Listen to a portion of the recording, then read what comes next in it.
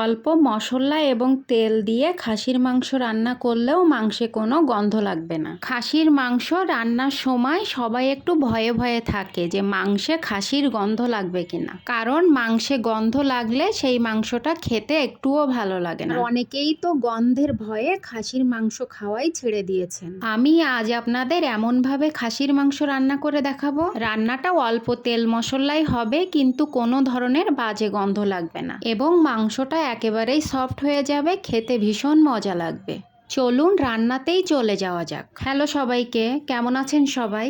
রান্না হচ্ছে একটা শিল্প, যত যত্ন নিয়ে রান্না করবেন রান্নাটা খেতে তত মজা হবে। যেকোনো মাংস রান্নার কমপক্ষে 1 ঘন্টা আগে লবণ, হলুদ এবং লেবুর রস দিয়ে অবশ্যই ম্যারিনেট করে রাখবেন। তাতে মাংসের ভিতরে লবণটা ঠিক মতো ঢুকবে এবং মাংসের গন্ধটা চলে যাবে। আমি এখানে মাংস রান্নার জন্য ঝাল, গোলমরিচ, জিরা এবং আদা একসাথে ব্লেন্ডারে দিয়ে ব্লেন্ড করে নিই। যেকোনো মাংসে ঝালটা একটু বেশি দিবেন, তাহলে মাংসটা খেতে ভীষণ মজা লাগবে। তারপরে আমি কড়াইয়ে তেল দিয়ে তেলের ভিতরে কুচি করে রাখা পেঁয়াজ এবং রসুন দিয়ে এগুলা কিছুক্ষণ ভেজে নিব। তারপর এর ভিতরে ব্লেন্ড করে রাখা মশলাটা দিয়ে ভালো মতো কিছুক্ষণ কষিয়ে নিব এবং এর ভিতরে অল্প পরিমাণ হলুদ এবং লবণ দিব। যেহেতু আমি মাংসে লবণ এবং হলুদ দিয়ে ম্যারিনেট করে রেখেছিলাম, তাই এখানে লবণ এবং হলুদের পরিমাণ কম দিব। এখন আমি এর ভিতরে ম্যারিনেট করে রাখা খাসির মাংসগুলা দিয়ে ভালো মতো কষিয়ে নিব। এখন আমি আপনাদের সবথেকে গুরুত্বপূর্ণ টিপসটা বলে দিব।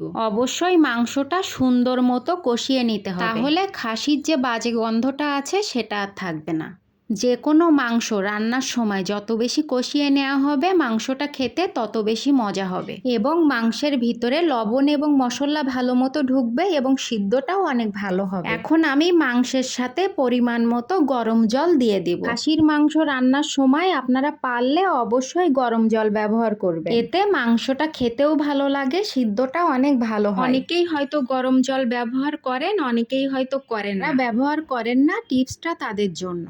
এবং মাংস রান্না শেষ হওয়ার 5 মিনিট আগে ভেজে রাখা জিরা এবং গরম মশলার গুঁড়া দিয়ে দিতে হবে। এতে যে কোনো মাংস রান্না খেতে অনেক মজা হয় এবং খাসির মাংসে যে বাজে একটা ফ্লেভার আছে সেটাও আর থাকে না। আমি এখানে 3টা টিপসের কথা বলেছি যাতে খাসির মাংসের বাজে ফ্লেভার থাকবে না। 1 নাম্বার, মাংস ম্যারিনেট করার সময় লেবুর রস দিতে হবে। 2 নাম্বার, মাংসটা ভালো মতো কষিয়ে নিতে হবে। মাংস রান্না হওয়ার 5 মিনিট আগে ভেজে রাখা জিরা এবং গরম মশলার গুঁড়া দিয়ে দিতে হবে। এভাবে রান্না করে দেখুন, কম তেল মশলায়ও খাসির মাংসটা খেতে ভীষণ মজা লাগবে এবং খাসির মাংস থেকে কোনো ব্যাড স্মেল আসবে না।